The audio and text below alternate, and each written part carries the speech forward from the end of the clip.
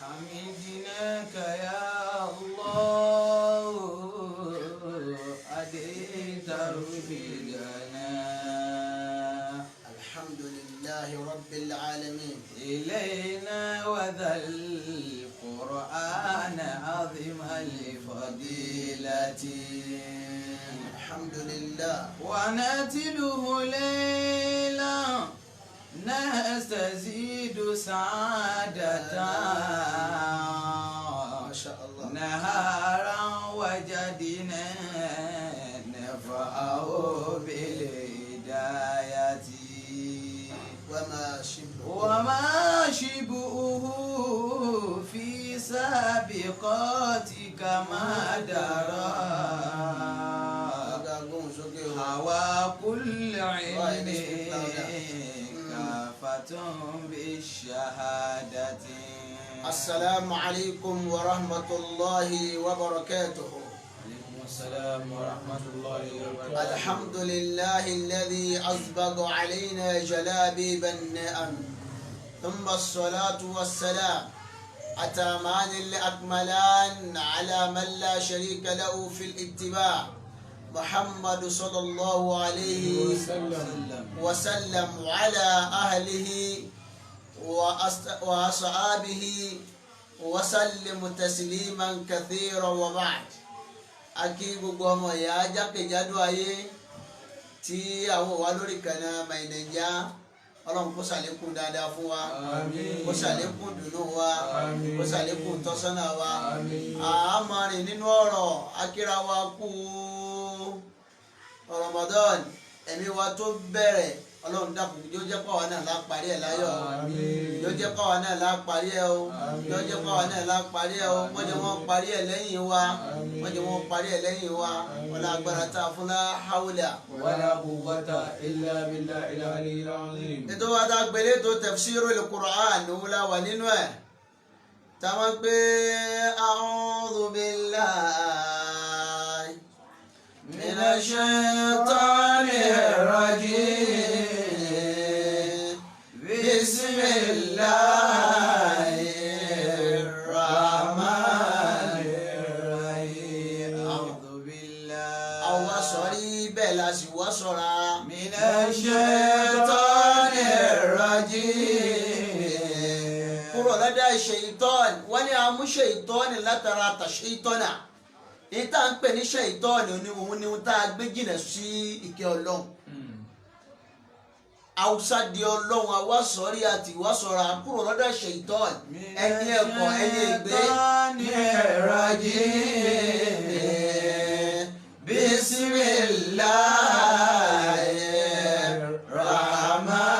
Bismillahirrahmanirrahim. Bàbá wa Sheikh Ismail Ọlọ́run bá wa kẹ́ wọn, bàbá wa Khalifa ẹ̀ mọ́ owó lẹ́yìn là ń kí báyìí.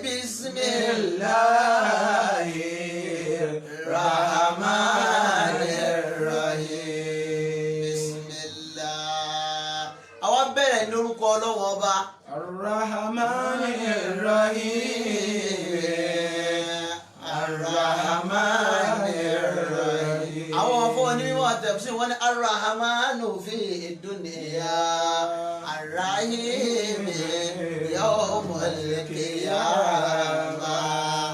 Ar-Rahman ọba alákẹ́kárí, ọba rọ̀jò mọ́dálẹ́ ọ̀tá sí. Àtẹni tí ń ṣètò Ọlọ́run àtẹni tí ò ṣètò Ọlọ́run, Ọlọ́run a sì máa ṣe kíni, Ọlọ́run a sì máa ṣoore fún wa. Bismillahirrahmanirrahim. Nínú Rahmanu Ọlọ́run nínú oko ẹ̀ tó ń jẹ́ òun náà ni Ar-Rahman, ọba àjọkẹ́ ayé tí ò sẹ́nìkan tó lè kẹ́yìn bọ́lọ́run ti lè kẹ́yìn.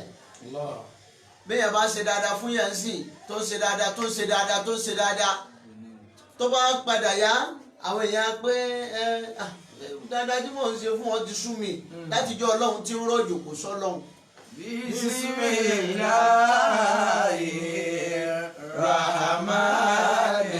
Bismillahirrahmanirrahim. láti jọ Ọlọ́run tí ń rẹ́rùn kò sú Ọlọ́run, láti jọ tó ti ń fẹ́ afẹ́fẹ́ kò sú Ọlọ́run.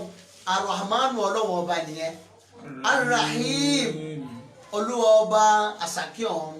Tó bá dijọ́ gbẹ̀ndé àlìkìyàmà gbogbo ẹni ó ṣe tọlọ́run nìkan iná ẹ̀ lọ́lọ́wọ́ bó kẹ́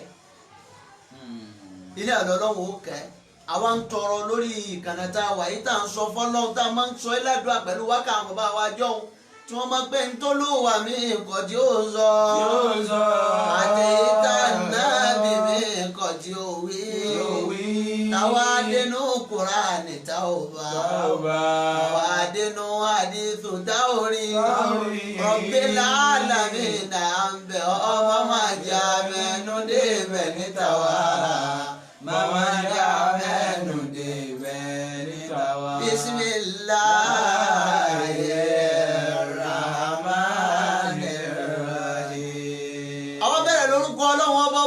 Gbogbo wa láyé bí tí ń kẹ́ Abdulrahman ni ọmọ kẹ́ Abdulrahim ni ọmọ kẹ́ Ogundeyi ni ọmọ kẹ́ Johnson gbogbo wa ni ọmọ kẹ́ Ar-Rahman Ar-Rahim Ar-Rahman Ar-Rahim Al-Qur'an Ọlọ́run ní bàbá débi tí wọ́n ń kí Al-Qur'an fastami'u lahu ẹjẹ́ akẹ́tì inú kákẹ́tì inú wàásìtò bákan náà kásẹ̀nù fẹ́ mú kọ́rọ̀ gàgán ọmọ jáde nígbà wọn la'allakum turhamuna la'allakum turhamuna. pẹ̀lú ògùn Ọlọ́run bá bá débi tí wọ́n ń kí Al-Qur'an bá bá dákẹ́ jẹ́ tá a kẹ́tì inú tá a sì kẹ́tò ní gbogbo ẹni tí ń gbọ́ Al-Qur'an tí wọ́n dákẹ́ tá a gbọ́ nǹkan kan ní ìlẹ́nu wọn la'allakum turhamuna la'allakum turhamuna. àdìwọ̀ Muhammad Jamiu ọ̀dẹ̀ni ìkẹ́ gbogbo ẹni tí bá ń gbọ́ Al-Qur'an tí ò pariwo tí ò ságbájá kò bá mu tó kọ́ wọn gbọ́ Kùránì kí wọ́n tó wá ní wọ́n ládàásí kan tó ń ṣe gbọ́ Al-Qur'anu bọ́ bá ti gbọ́ Al-Qur'anu kẹ́tẹ́ tí inú kò sì tẹ́tò dé mọ́jẹ̀kẹ́nu rẹ̀ mọ ìyà kó máa bá dé torí pé kí ni la'allakum turhamuna la'allakum turhamuna. èyí tá a máa sọ̀rọ̀ lórí ẹ̀ lénìí ní tafsiru àkọ́kọ́ táwọn ó kọ́ wá bí tí ṣe dé 3 fún Ramadan òun náà ni kí là ń pè ní Qur'an abábìrì kòdóòsì èmi là ń pè ní Al-Qur'an torí àmọ́ gbọ́gbẹ́ à ń lọ tafsiru ẹlòmí ò sì máa tá à ń pè ní Qur'an àwọn àfáà nínú èdè wọ́n ní tá à ń pè ní Al-Qur'an huwa masdaru qara'a bima'na tala aw jama'a tá à ń pè ní Al-Qur'an tí gbogbo wa ń wù tá à ń pè ní Al-Qur'an ó kọ àpilẹ̀ṣọ kọ́ra àní kọ́ra à ó kà kọ́ra àn kọ́ra àná bìmánà tálà àwùjàmáà ìtumọ̀ ń tá a lè fún Al-Qur'an òun ni tálà ó kà àwùjàmáà àbókó sínú. فإذا قرئ القرآن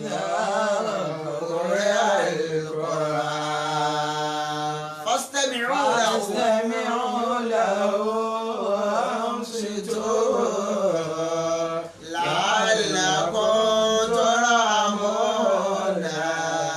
لعلكم ترحمون القرآن ó jókòó àpilẹ̀ṣọ kọ́ra àwa lè pè é ní tàlá ní pẹ̀lú ìtumọ̀ pé n tó gbé wá alẹ́lìmánìlá awàlù tààlà yẹn ni mò ń sọ̀rọ̀ báwọn alẹ́ ni ọmọ jẹ́ masdar bimana ismul maf'ul torí pé n tá a mọ̀ kà ní Qur'an ayé bimana matlubu ẹ̀ ń gbọ́rọ̀ báyìí ìtumọ̀ Qur'an nù o bimana matlubu n tá a máa ṣe kí ni tá a mọ̀ kà n tá a lè pe Qur'an nù n tá a máa ṣe kí ni tá a mọ̀ kà wàhálà lè máa dà sáni jama'a efutuma ẹlẹ́ẹ̀kejì tá à ń pè ní jama'a tá a ní ó lè wá a lè pè ní jama'a jama'a okojọ sínú okojọ kí ló kojọ yẹ kúnnù masdaran òun ní ọmọ jẹ masdaran bimana ismu kini ismu fa'ilu ní ọmọ jẹ orúkọ kíni orúkọ ẹni ó ṣiṣẹ́ ó kọ ẹni ó ṣe kí ni ẹni ó ṣiṣẹ́ àìbí máa nà já mi olóko àfa àwa tí wọ́n ní mọ̀ ẹ̀nẹ̀já yìí èbí máa nà já mi lè jámọ́ èyí al-akhbar wal-ahkam fún kókójọ tí Kùránì kójọ sínú al-akhbar wal-ahkam àwọn òròyìn bákan náà wal-ahkam bákan náà àtàwọn àdájọ́ tí Kùránì kójọ sínú wáyé dáa kúrẹ́ al-Qur'an fastami'u lahu wa ansitu la'allakum turhamuna la'allakum turhamun. Gbogbo jàmbá tafsiru wa akínyẹ kú rọ́jú bàbá tí wọ́n tẹ social distance yìí ọlọ́run jẹ́ àrìmẹ̀tẹ́ bí ọwọ́ sòkó àbákìyàrí wọ́n lé 2000 níbẹ̀ àwọn èèyàn ń bẹ lọ́jà àwọn òlé wọn kúrò níbẹ̀ ọlọ́run kó ṣàánú wa tí nǹkan bá ti ṣẹlẹ̀ díẹ̀ sí láti tètè máa sáré lọ ọlọ́run wọn láàánú wa ń bẹ. ìtumọ̀ Kùránù nù fún un tá à ń pè ní lugatan nínú èdè ṣùgbọ́n lọ́dọ̀ àwọn àfáà tí wọ́n fi máa ṣàríyà ṣiṣẹ́ wọ́n ní un tá à ń pè ní àlùkùránì Kùránù tí tó kà sí un wọ́n ní un tá à ń pè ní Kùránì àbá àbùmẹ́jì bọ̀ ń gbọ́ báyìí kalamullahi ta'ala òun lọ̀rọ̀ ọlọ́run ọ̀rọ̀ ọlá ni kalamun qadimu ọ̀rọ̀ láíláí ọ̀rọ̀ ọlá ọ̀rọ̀ ọlọ́run ọba àlekè ọlá ni alimunazzalu ala rasulihi khatimul anbiya'ihi ìta sọ̀kalẹ̀ ala rasulihi sọ́dọ̀ òjíṣẹ́ rẹ̀ kan òjíṣẹ́ rẹ̀ o khatimu ala anbiya'ihi ìpẹ̀kun àwọn ànẹ́bí ọlọ́run ìpẹ̀kun àwọn tani àwọn ànẹ́bí ọlọ́run the seal of the prophet òun náà lásọ kí ni kalẹ̀ fún al-Qur'an Muhammadu sallallahu alayhi wa sallam ìta ń pè ní Qur'an nínú òun lásọ kalẹ̀ fún ànẹ́bí wa Muhammad sallallahu alayhi wa sallam alimabedu ubi suratul Fatiha tó ìpé bó bá ṣí bó bá ti bẹ̀rẹ̀ rẹ̀ báyìí kò síbi tó ohun tó kọ́kọ́ kàn òun náà ní kí ni o suratul Fatiha ètò bẹ̀rẹ̀ pẹ̀lú suratul Fatiha wa makhatumu al-makhatumi bi suratin Nas tá a máa gúnlẹ̀ rẹ̀ sí suratul Nas a máa parí ẹ̀ sí kíni Suratul Nas bàbá ṣùkúrà lápàtú báyìí èyí tó bá ń bẹ̀ òun náà ni Suratul Fatiha èbó bá wá fẹ́ parí ẹ̀ sẹ́yìn bí èyí tó kàn ń bẹ̀ òun ní kíni o Suratul Nas òun tá à ń pè ní Al-Qur'an. idha quri'a al-Qur'an. wọ́n ní agbóhùn sókè àti iṣẹ́ látàárọ̀ ni. fastami'u lahu. ẹ̀kẹ́ tí inú yẹn mo gbọ́ wa ansitu la'allakum turhamuna la'allakum turhamun. ọlọ́run ọba sọ fún ànábì wa Muhammad ọlọ́run ọba ní inna nahnu nazzalna alayka al-Qur'ana tanzila. inna nahnu nazzalna alayka al-Qur'ana tanzila. Allahu akbar Allahu akbar. inna nahnu nazzalna alayka al-Qur'ana tanzila. àbáwá tó béèrè yìí àti ìsíláyè béèrè nìkan lọ́n kó ṣàánú wa ṣùgbọ́n náfìlà ni tàràwí náfìlà ni tàràwí kíládà wo lè lékún ni kíládà wo lè lékún ni ṣe mo rò pé ń gbọ́rọ̀ mi báyìí àbáwá Juma Ahmad kíládà wo lè lékún náà ni tàràwí so kò níbàtàn pẹ̀lú ààwẹ̀ Ramadan. nahnu nazzalna.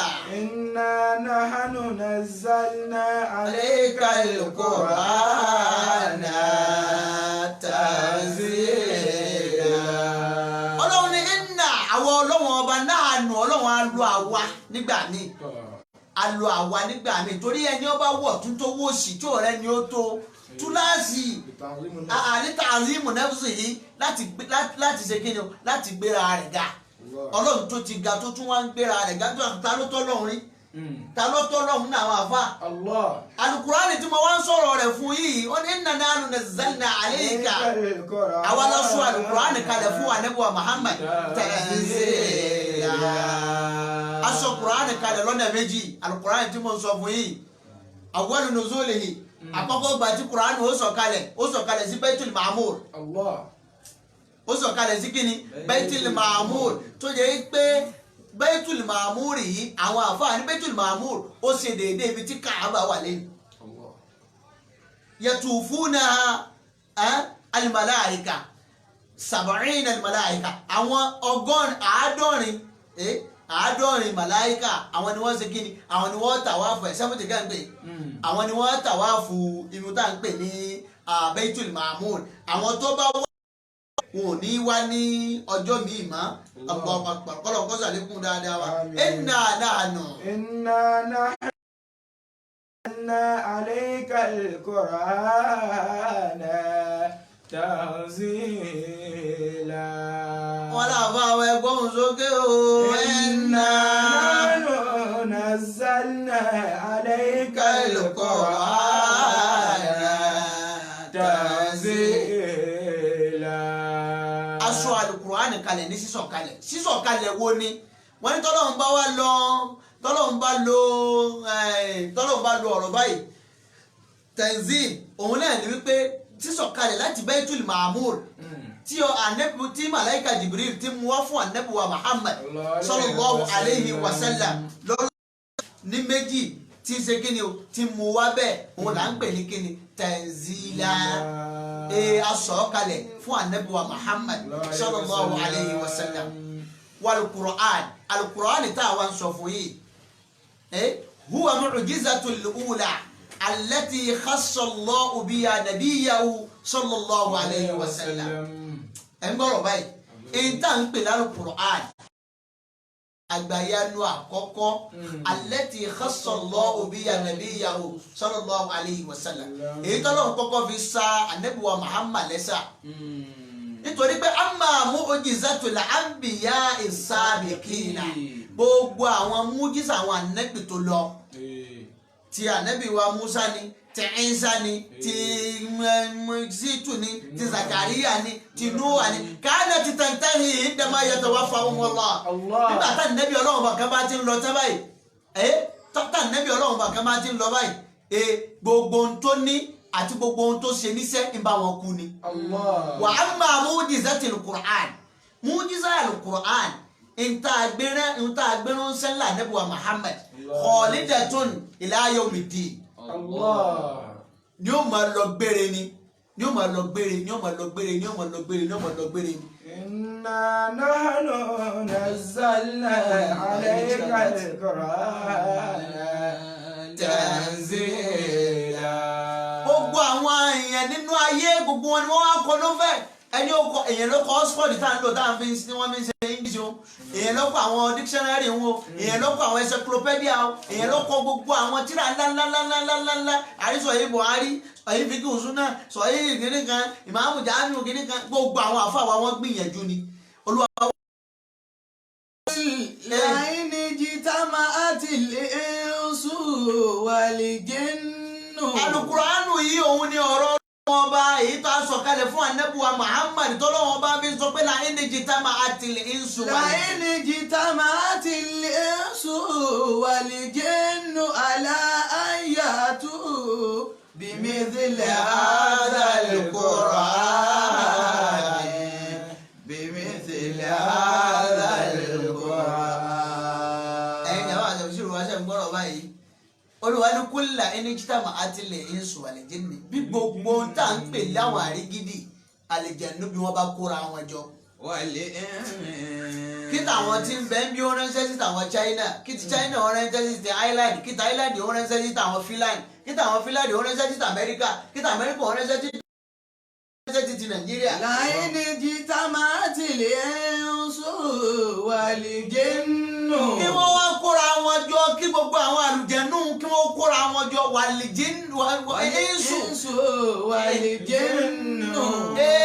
kí wọ́n kóra wọn jọ wọ́n ní bọ́lọ́hún bá lo ọ̀rọ̀ báyìí ń gbà mí àwọn àlùjẹ̀nú ṣàgbọ́ ọmọ yẹn. ní dídá ṣùgbọ́n bọ́lọ́run bá lọ ọ̀rọ̀ báyìí ni pé àwa ọmọ ẹ̀dá ènìyàn lọ́lọ́run ó gbógo fúnjú lọ́lọ́run fi kọ́kọ́ dákọ̀ wa ẹ̀ńsù wà lè jẹ́ nù kí gbogbo èèyàn náà wá. ẹ̀ńsù wà lè jẹ́ nù. bẹ́ẹ̀ náà wá ní kí gbogbo àwọn èèyàn káwá kóra wa jọ kí pòfẹ́sọ̀ tibí kó pe pòfẹ́sọ̀ tọ̀hún kí gbogbo nǹkan ló kóra wọn jọ gbogbo àwọn dàkátìrà gbogbo àwọn professors kí wọ́n kóra wọn jọ àlá àyà àtúbí mi sílẹ̀ al-Qur'an. wọ́n bá wọn fẹ́ múrú àlùkùránì tí mò ń sọ̀rọ̀ rẹ̀ fún yìí tí wọ́n láwọn fẹ́ mú wá wọ́n fẹ́ múrú kùránì wá. yà á túnà bí mi sílẹ̀. wọ́n lè rí mú àlùkùránì rò.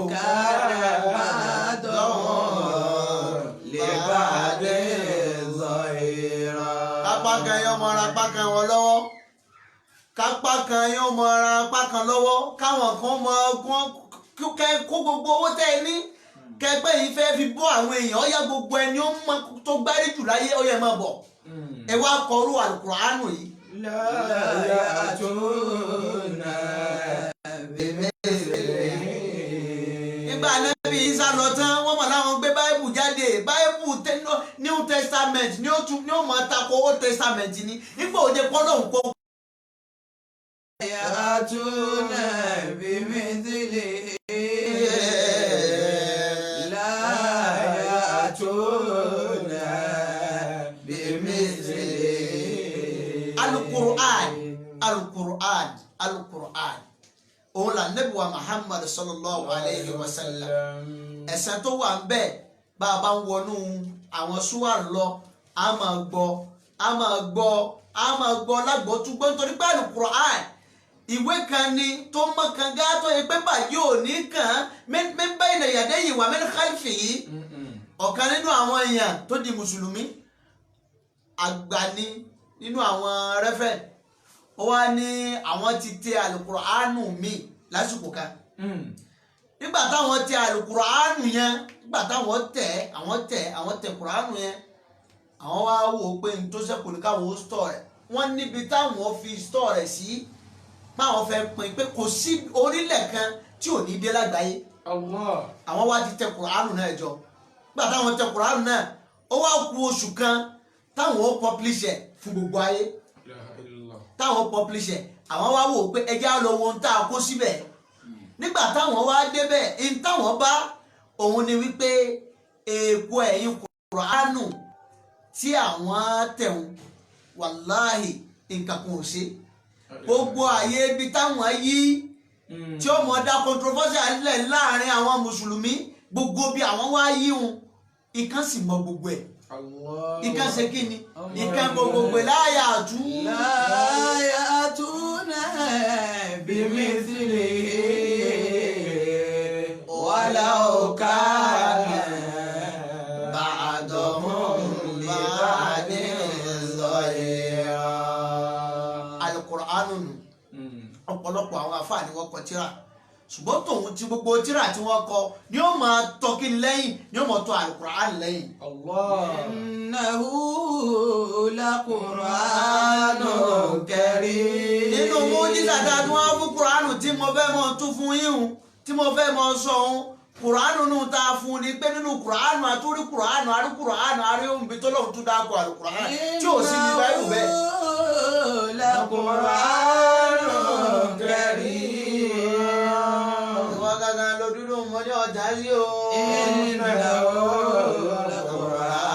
laqur'anun karim. ẹ̀rí innahu laqur'anun karimun. innahu laqur'anun karim. ẹ̀rọ Qur'ani tí mo ń sọ fún yín karimun. karim. ó sọ̀kalẹ̀ látọ̀dọ̀ alápọ̀nlé yẹn ẹni ọlápọ̀nlé jù tí í ṣe ọlọ́ọ̀ba ọwọ́ bọ́ sọ́wọ́ alápọ̀nlé màláíkà ẹni ó ga jù nínú gbogbo wọn ẹ̀rí Qur'ani pọ̀ ga ni kullu ma yartabati bil Qur'ani yakuna azim. Al-Qur'ani tí mo ń sọ fún yín nù pàtàkì Qur'ani nù ní tá à ń pè Qur'ani nù ìwọ tó mọ kankan àwọn bàbá wa jọ̀hún kò sí tí wọ́n fi dára tọ́ta yọ Al-Qur'an. Allah. ààrẹ tó yẹ pé Suratul Fatiha lòún mú ní tiẹ̀ ààrẹ tó yẹ pé Qul huwallahu lòún mú Suratul Ikhlas ẹlòmíì náà tún mú nǹkan mi wọ́n tún mú nǹkan mi wọ́n tún mú nǹkan mi tó yẹ pé àwọn máa lò ní tiwọn. Allahu akbar kabira. Innahu laqur'anun karim. ẹ̀rọ Al-Qur'anu látọwọ́ ọlá láti sọ̀ ọ́ kalẹ̀ látọ̀ èèyàn ọwọ́ ọmọ Amina abatabi tí èèyàn ẹni tí ò sẹ́ni ó lè tó Ànábì wa Muhammad Sallallahu alaihi wasallam. àbẹ́yìn rí tẹ́ ọlọ́run tí blẹ́sì àkọlá orí kan tó bí wà nẹ́bì ìgbà ọlọ́run tí blẹ́sì àtọ̀kan àti ìrí abábẹ̀ mojibu Al-Qur'an tí mo ń sọ fún yìí bí gbogbo wa bá pawọ́ pọ̀ tá a láàfẹ́ múrò ẹ̀ wá kò sẹ́ni ó lè múrù Qur'an wá kódà kí gbogbo wọn ra wa lọ́wọ́ kí àlùjọ náà wá pé àwọn ẹ̀yin èèyàn mo fẹ́ bẹ̀ yín lọ́wọ́ ẹ̀ kan káwọn èèyàn náà pé ẹ̀yin àlùjọ náà fẹ́ bẹ̀ yín lọ́wọ́ ẹ̀ ẹ̀já múrù Qur'an wá bẹ́ẹ̀ bá ka Qur'an bẹ́ẹ̀ bá ka nǹkankan tó ẹ̀yẹ́ lè wò pé àwa ní òkò ọ̀rù tíra tí lágbájá ọkọ̀ kódà ààrẹ tó igbó máa ń jórin olórin gbé ààrẹ tó ń jí tíra onítìrà kọ ọ̀kẹ́ nínú àwọn àfáà wa kọ tíra nígbà tó kọ tíra òun fẹ́ publish ẹ̀ ọ̀kan nínú àwọn èèyàn ó sì mú nígbà tó mú ó sì lọ fi gba dòkítòrò jẹ wọ́n ti ìmọ̀lẹ̀ èèyàn lè ṣe bẹ́ẹ̀ ṣùgbọ́n irú Al-Qur'ani ò sí ẹ lọ mú wa ẹ lọ mú Al-Qur'ani wa ẹ múrú ẹ wá fi kitabin maknun. Fi kitabin maknun. Nínú tí aláìláì ní látọ̀dọ̀ Ọlọ́run ọba láti mú Al-Qur'ani wa. La yamassuhu illa al-mutahharun. Tanzilun min rabbil alamin. La yamassuhu illa al-mutahharun tanzilun min rabbil alamin. Àtọ̀dọ̀ ọlá ló ti sọ̀kalẹ̀ wá. Qur'an tó sọ̀kalẹ̀ látọ̀dọ̀ ọlá. Al-Qur'an sọ̀kalẹ̀ látọ̀dọ̀ tani látọ̀dọ̀ ọlá. Al-Qur'an tí mo ń kullu ma yartabat bil Qur'an yakuna azim. Gbogbo tó bá Qur'an tó ni ó di nǹkan ńlá. Allah. Nazzala al-Qur'ana nazzala al-Qur'an Al-Qur'an sọ̀kalẹ̀ ó sọ̀kalẹ̀ gbọ́wọ́ Jibril alayhi salam ó sì lọ́gá gbogbo màláíkà. Allah. Níbẹ̀ nínú àwọn èèyàn ẹni tó gbogbo bá débì kan ni ó rẹ̀ wọ́n lẹ̀ ń bẹ̀ ni ìsìn bẹ̀ nínú àwọn èèyàn tó bá débì kan ni ó gbé wọn ga Al-Qur'an ó gbé Jibrilu ga. Wa nazala al-Qur'an fi Ramadan wọ́n sọ Al-Qur'an kalẹ̀ fi Ramadan nínú oṣù táwa ń bẹ̀ yìí nínú oṣù gbọ́dọ̀ wọ́n ní shahru Ramadan. الذي أنزل فيه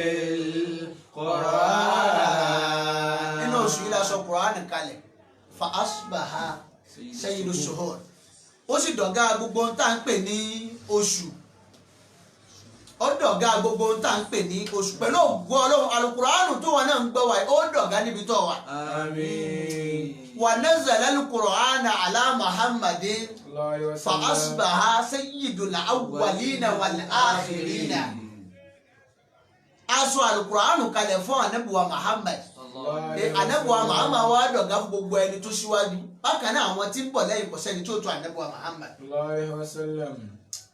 Yorùbá Ànábì Muhammad. Sallallahu alayhi wa sallam. Wa nazala al-Qur'an fi laylatil qadri fa asbaha sayyidul layali. Oṣù Laylatul Qadri lásọ Al-Qur'an kalẹ̀ alẹ́ Laylatul Qadri ó sì dọ̀gá gbogbo òru ọgbọ̀gá mọ́ gbogbo òru lọ́wọ́. Allahu akbar kabira. Ọlọ́run wọlé abó ṣe tó tí ò sẹ́nìkan tó tó ọ wọlé àbí Qur'an rẹ ṣe tó tí ò sẹ́ni tó tó ọ gbogbo ẹni tí wò mí dèdè àsìkò yìí Ọlọ́run ìbànújẹ́ yín sọ dídùnú máa yín lọ́wọ́.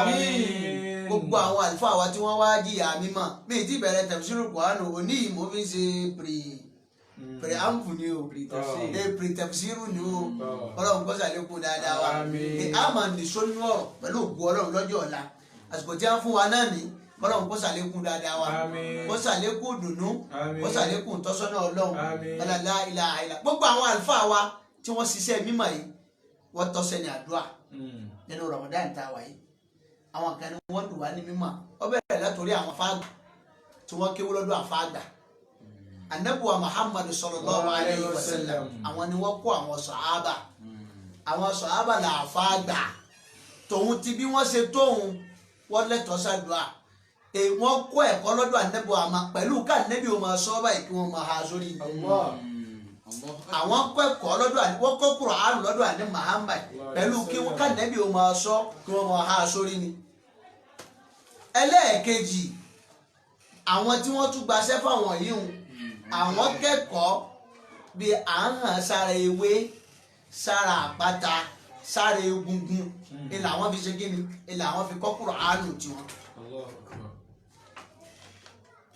Allahu akbar kabira. Allahu akbar kabira.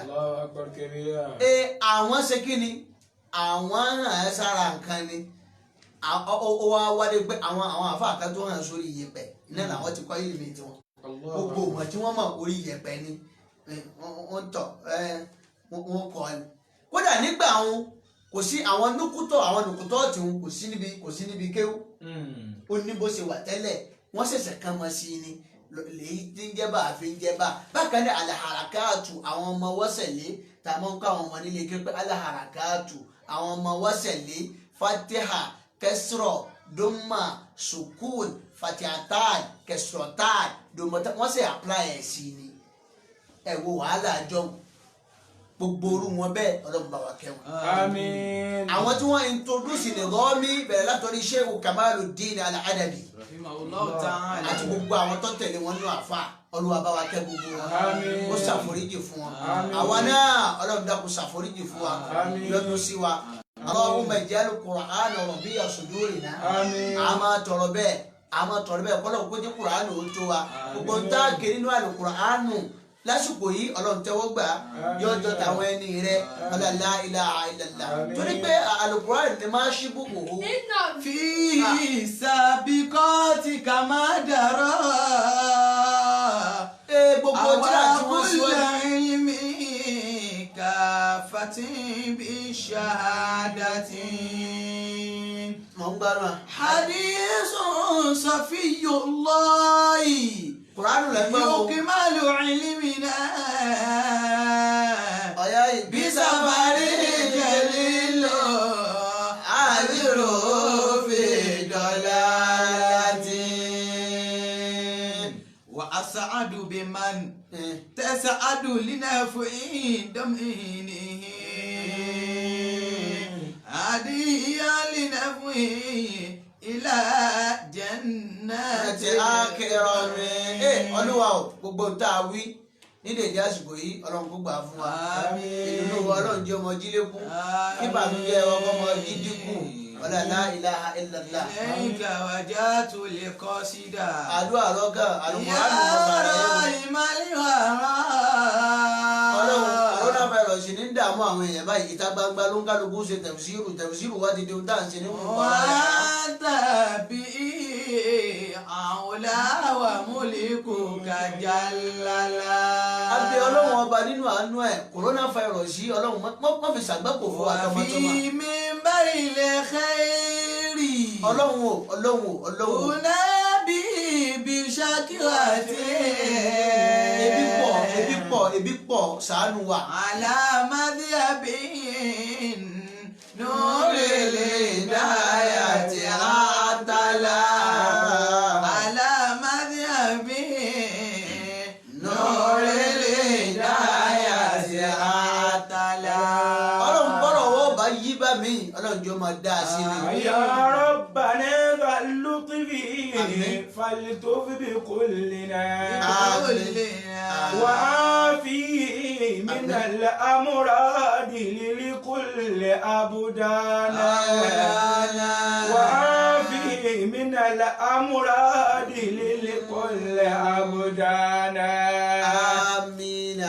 يا ربنا ذا اللطف ọlọ́run ṣàánú wa. فلتف بكلنا gbogbo ẹni tí ìnáwó sáwọn èèyàn pé tọ afẹ́ ṣe báyìí fún yín afẹ́ ṣe báyìí fún yín ń kálukú ẹnu bẹ ló ń kálukú pariwo. يا ربنا فلتف به فلتف بكلنا ọlọ́run ṣàánú wa ṣàánú wa. وعافي من الأمراض لكل أبدان. ọlọ́run ò gbogbo àìsàn tí ń bá kó wá fíra kó rẹ̀ lómi ìbá tí ń sọ̀rọ̀ yẹn nìkan wá dọ̀ wálé àgbọn lórí ń fọ́hùn. mo ní pọ̀ lórí ń fọ tẹ́lẹ̀ àsìkò àwẹ̀ yìí náà ebi náà tó nǹkan. ọlọ́run ṣàánú wa ń bẹ̀. وعافي من الأمراض لكل أبدان. gbogbo àwọn àbáwá tí wọ́n fi mọ̀ sọ tiwa dire ọlọ́run dákun ilé tiwọn náà mọ́jọ́ ọgbà yún. آمين. oríire ayé àti tàlìkìyàmà ọlọ́run kò ṣe é fún wọn. آمين. ìdùnnú àníkalẹ̀ ọlọ́run kò ṣe é fún wa. آمين. allahumma arhamna bil qur'an. آمين. waj'alhu lana himaman wa nuran wa hudan wa rahma. آمين. ذكرنا منه ما نسينا آمين. وعلمنا منه ما جهلنا آمين. وارزقنا تلاوته آناء الليل وأطراف النهار. آمين. ويا اللهم إنا نسألك موجبات رحمتك آمين. وعزائم مغفرتك آمين. وسلامة من كل إثم آمين. والغنيمة من كل بر آمين. والفوز بالجنة ونجاة من النار.